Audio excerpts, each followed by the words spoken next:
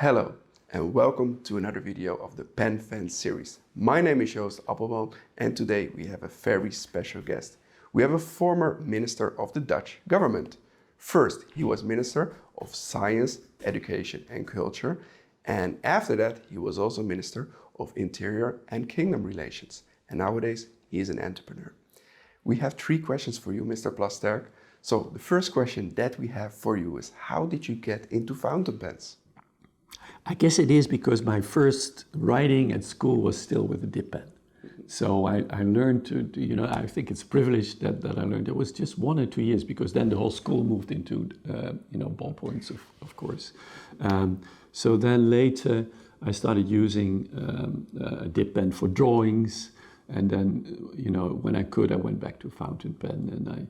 But the line from the dip pen is that I still like very thin pens which show you a subtle line variation that comes out of the fact that, that the tiles, the 2 parts of the pen will easily go separate a little bit. And why do you think it is important that people keep writing? Oh, there's many levels to that answer. One is that I think it's good for a child to have good hand-hand coordination and to learn, to focus and control also into the details your hand. And if you type on a keyboard, that's not the case.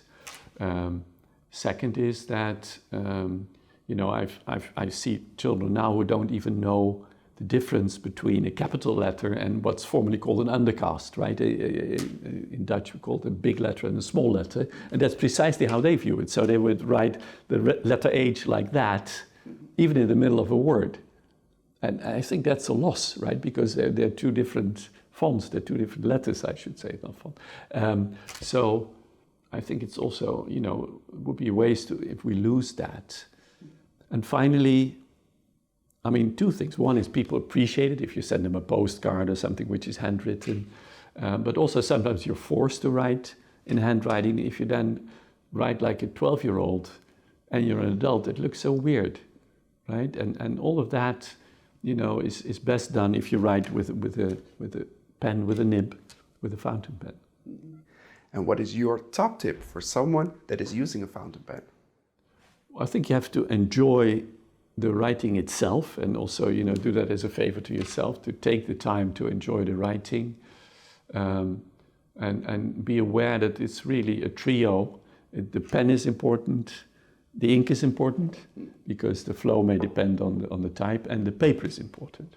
So that's also something, if I want to do myself a favor, then I buy a new paper type or kind, and then I think let's try, Midori now, or move to another one, or Rhodia, whatever there is, and see how that works for my own pens. Thank you for answering for our top 3 questions. Pleasure. Thank you.